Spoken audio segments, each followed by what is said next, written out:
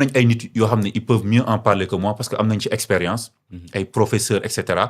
yoo xam ne même ay sociologues yoo xam ne mun nañ vraiment expliquer ñun Sénégal ak ni ñu tëddee ban type de système éducatif lañ war a am pour suñu xale yi mun a tekki. lan lañ war a changer lan la war a soppi mais dañuy dellu li amaatoon université après ministre dafa génn mu ne dafa am ñoo xam ne dañu dugal seen loxo ci biir université bi loolu nag am ñu ne déet yéen bu ñu leen falee bu amee ñu dugal seen loxo ci biir leen war mooy fàggandiku fexe ba du am. tout à fait man je suis d'accord xam nga nag université ñi ko xam ñëpp man li ñu ma wax mooy que politiciens yi dañ fa mës a dugal seen loxo. effectivement politiciens yi dañ fa mës a dugal seen loxo donc je pense que ñoom suñ koy wax c'est parce que am nañ fu leer fuñ ko teg am nañ ay information fi may d'accord ak yow effectivement soo xamee ñi fa dugal seen loxo il faut faire des enquêtes su dee ni ñu ko dugalee seen loxo c'est illégal wala baaxul nga teg leen loxo ça aussi c'est aussi simple il faut aussi que des fois suñu ay wax di am suivi quoi loolu tam dafa am solo soo accuser nit ne dafa sàcc et tout il faut le poursuivre soo waxee tamit ne que dafa am ñu fa dugal seen loxo ñuy manipuler il faut les poursuivre loolu moom c'est clair. am na image bu ñuy wane ñu jàpp ne image la boo xamante ne bii nii ñu jàpp ne bii bokkul ci image ya fa amoon loolu erreur la su fekkente ne comme niñ ko defee ñi def fact checking niñ ko waxee dafa sërxalu ci vidéo yi nga xamante ne moom la ministre de l'intérieur bi doon wane loolu erreur la ci quand même ci ministre de l'intérieur. waaw su fekkee ne que parce que effectivement avant may ñëw gis naa ay ñu def ay fact checking su fekkee ne que parce que man wóoruma su fekkee ne que fact checking yi li ñuy wax dëgg la fact checking yi li ñuy wax dëgg la effectivement man gëm naa ne que erreur la parce que mënuma gëm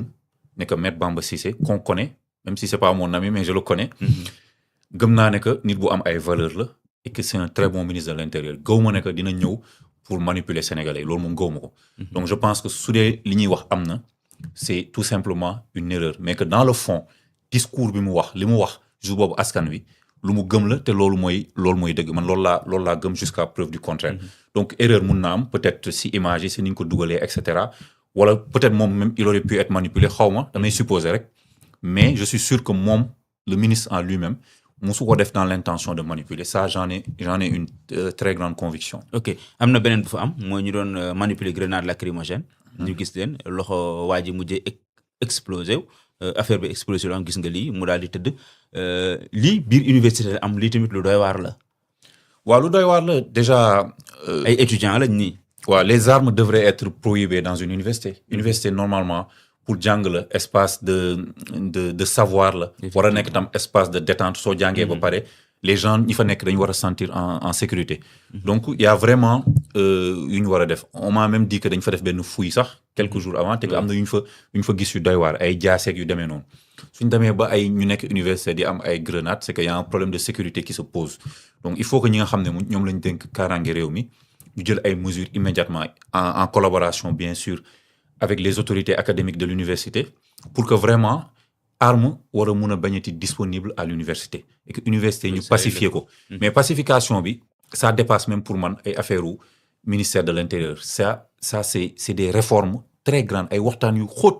yu ñu war a def si quel type d'éducation on veut et quel type d'université on veut au Sénégal loolu il faut que mu am quel type d'étudiants aussi on veut il faut que étudiants yi aussi qu'on vraiment ñu waxtaan ak ñoom gën leen responsabiliser ci université lan la war a nekk il faut que ça devienne un sanctuaire l'université c'est un sanctuaire ku fa dugg tu dois te sentir en sécurité pour mun jàng parce que am na ay jigéen yu fa nekk am na ay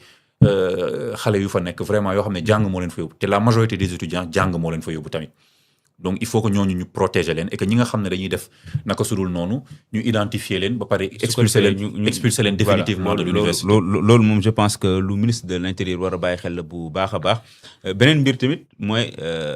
autopsie bi nga xam rapport d'autopsie bi nga xamante ni génn na soxal Amadou Abdoulaye Ba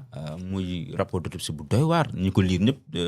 dellu suñu loolu Bassirou beneen problème la bi wane façon bi ñuy intervenir parce que étudiant bu ñu toll 19 ans amul doole boo xamante ne war nañu mën a wax fu nekk ci yaram bi daanaka fépp toj. non doy na waar et c'est très triste mais man fi ñu waree def différence man pour man suñu régime bi. tout de suite wane ne que te loolu sax mooy dëgg mais gën ko woon Sénégalais ne que ñun on n'est pas pareil que les autres il faut que rapidement. ñu def lii ñu jàppale. c'est-à-dire warul am sax pour man ay guddaay il faut que rapidement ñu identifier ñan ñoo duggoon foofu ñan ñoo ko def kan moo leen ko sant. ñu identifier leen jàpp leen won leen Sénégalais boobaa Sénégalais nañ ne régime passé ute na ak ñi fi nekkoon parce que suñu nekkee di ko tardeel di layam ba mu def ay temps bu yàggee on va être encore dans cette injustice-là. Rapidement, il doit y avoir non seulement des sanctions administratives pour nous ordonner les ni duggee noonu, mais il doit y avoir des sanctions pénales après. Parce que rey nit doomu aadama koo xam ne yaakaaru waajuram bu jigéen la woon. Il faisait des études de médecine. te ñun Sénégal suñu médecins yi bëriwuñu noonu. On a un médecin pour 5000 habitants xaw ma du demee noonu. On ne remplit même pas les normes de l'OMS. Donc ñun on a besoin des médecins. Donc tey Abdoulaye Ba benn médecin la woon koo xam ne xëy na suba moo la doon faj wala moo ma doon faj ñu génne àdduna même su nekkul woon médecin su nekkul woon dara on n'a pas le droit de tuer des gens comme ça impunément. Impunité boobu nag si lañ war a ñëw gis nga 80 personnes suñ commencé woon jàpp ñi leen rey di leen identifier. di leen condamner di leen juger man gëm naa ne que yenn yi du amati wala dina raar. képp ku koy defati di nga xalaat à 2 fois mais effectivement quand il y a de l'impunité da nga naan même su ko dara dalee. dara li amoon te dara defuñ ci dara moo indi lii. 80 morts dara amul soo reyee benn nit pour yow lan mooy am dañ naan dara du am parce que loolu mooy impunité l'impunité amène toujours plus d'impunité. moo tax su ñuy wax ne que nañ jàpp nit yi nañ juger du pour soxor mais c'est parce que dañu xam ne que lii ñëw la.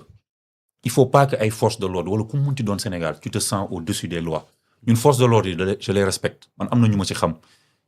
ñu bëri dañuy def seen liggéey c'est des conditions difficiles yooyu xam nañ ko mais rien n'excuse le fait di dóor étudiant ba muy sedd noonu te lan moo indi dóor bi peut-être c'est parce que le ministre de l'Intérieur dafa interdit ñuy dugal ay armes si yenn manifestation yi ñu si di yóbbaale arme peut-être su doon arme dem na kon ça aurait été beaucoup plus catastrophique mais dóor nit moo tax cette fois-ci gisuñ ko bal jàmm gisuñ ko fa gisoo ko fa moo tax parce que le ministre de l'Intérieur loolu aussi il faut le saluer mais aussi jàpp nit di ko dóor ba mu dee je sais pas qui l'a fait mais loolu il faut identifier rapidement pour man loolu warul sax sori c'est une question de jour la war a nekk il faut que enquête yi daal ñu xam immédiatement kan moo ko def te yenn suggestions yi def aussi les forces de l'ordre qui interviennent soo demee ay France par exemple CRS yi dañuy am ay numéros yu ngand yu ñu leen di bindal ay B1 C1 il faut que ñu leen koy bindal ñu xam jour boobu kan identifier kan moo sol numéro bi kan moo def lii su leen caméra yi jëlee ñu xam ñan la y a plein de choses à faire yoo xam ne am na ñoo xam ne ay spécialistes yi wax nañ ko même dans le cadre de la circulation policiers yi nga xam ne ñi ngi lay arrêter il faut que ñu bind seen tour ak seen matricule ñu xam il faut installer des caméras il faut beaucoup de choses mais pourtant yooyu yëpp lu war a mën a nekk la bu ñuy wàcc ñu am ay numéro ñëpp di gis ni numéro yi xam ne kii moo joroon numéro nangam exactement yooyu lañ war a def rapidement yooyu mooy réforme yooyu mooy wan ne que sénégalais yi yow yaa ngi si jubal jubanti bi gis nga benn affaire la remarqué bi ñuy soog a jël pouvoir les premiers mois dëkk bi dafa xawoon ne teg même yenn comportement yi sur la route yi da nga gisoon dafa changé parce que nit yi ñi ngi doon xaar ñi ngi naan ne ñi moom ils sont sérieux amuñu caaxaan mais au fur et à mesure nga gis anarchie bi ñëwaat c'est parce que ñun on n'a pas bouleversé la table on n'a pas fait table rase si li ñu fi fekk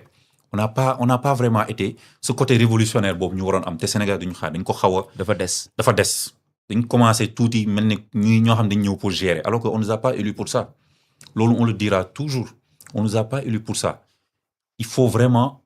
qu'on soit dans cette révolution-là. Le président de la République avait dit je veux un premier ministre fort, je veux des ministres forts, un premier ministre super fort, je veux un ministre fort, je veux des DG super forts. Donc super fort, bon, man ni ma ko interprété woon à l'époque, mooy que il faut bouleverser les choses, il faut changer les méthodes de travail. Ñu bëri commencé nañ ko def ci seen ay direction mi ngi porter les fruits. Même si tu ne peux pas tout changer en un moment, alors je le comprends. Mais l'État qui a plus de pouvoir que nous, war na mun a yenn changement surtout yu symbolique yi nga xam ne Sénégalais yi moom la ñuy vivre tous les jours leur relation avec le service public par exemple avec la police la gendarmerie justice l'état civil etc. foofu nga war a indi les changements Sénégalais bi gis la santé ki doon jóge fu sori dem di jël benn extrait de naissance ñu naan ko ay ki yor cachet bi dem naag nekku fekk wala foog nga joxe 1000 francs fii yooyu ñu gis ne que changé na yooyu gis nga yooyu dañ koy xeeb mais yooyu moo tax Sénégalais bi naan ñi bokk ñu ak ñi fi nekkoon te yooyu on l'a un peu raté donc il faut vraiment mais c'est pas trop tard il faut vraiment accélérer pour ñu delluwaat ci loolu. ok université lan mooy saafara si. bon je pense que waxtaan de toute façon si waxtaan rek la mun jógee. on est tous d'accord que moom ay intervention wu police ak yooyu. d'accord nga ci amical yi ñu tas ak yooyu noonu. dalandeegum situation du régler bon xaw ma lan moo tax gars yi tas ko xaw ma argument yu utilisé j'ai pas vraiment lu les communiqués.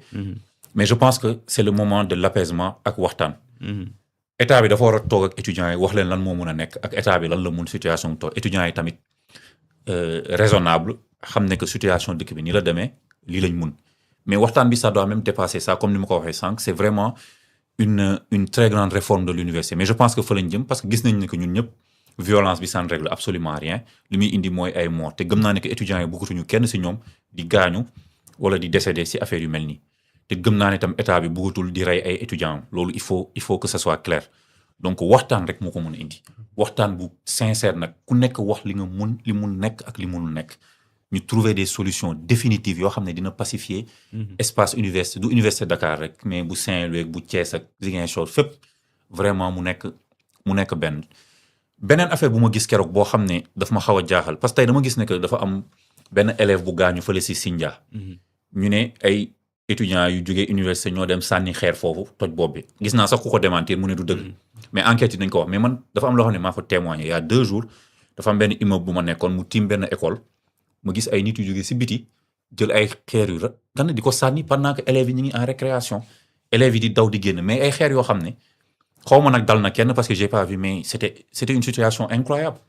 loolu warul am loolu il faut dañoo ñëw def si grève quoi pour génne booy di génn loolu waruñu sànni xeer te amoon na ay xale parce que foofu je pense que c'est un CM école boobu ma gis xale yi di daw ay xale yu ndaw ñenn ñi sax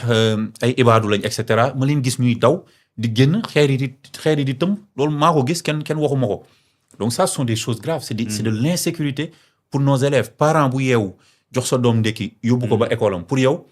pendant ki mi ngi école mi ngi en sécurité mais j'ai vu cette image là ça m'a choqué et je voulais vraiment partager ça pour wax ne que vraiment am na yoo xam ne moom waratuñ ko nangu loolu ñi nga xam ne actuellement ñoo nekk di génnee xale yi la parce que am na ñoo xam ne dañu gëm ne waruñoo jàng ñi dugg ci école yi léegi ñu bëri jàngatuñu actuellement parce que ñi ngi dugg di leen génnee te génne bi nag souvent dañuy bu ñëwee dañuy indaal ay xeer te mais loolu c'est pas normal yow c'est étudiant nga am nga ay problème ak état bi réglé ko mais ñi nga xam ne tamit dañuy jàng ñoom ëllëg dañu bëgg nekk étudiant bul dem aussi di leen yàqal donc loolu aussi ce serait bien que état bi jël si ay mesures c'est pas normal que ñuy dem di génne ay élèves wala sax di leen sànni ay xeer ak yooyu moom c'est pas normal léegi nag élèves yi ay citoyens lañ même si ñu si bëri amaguñ 18 ans suñu sentiree ne ñoom dañoo bëgg a génn grève wala dañoo bëgg génn manifester je pense que kenn mënu leen ko empêcher mais mënoo ñëw di forcer ay nit naan leen génn leen et cetera loolu c'est pas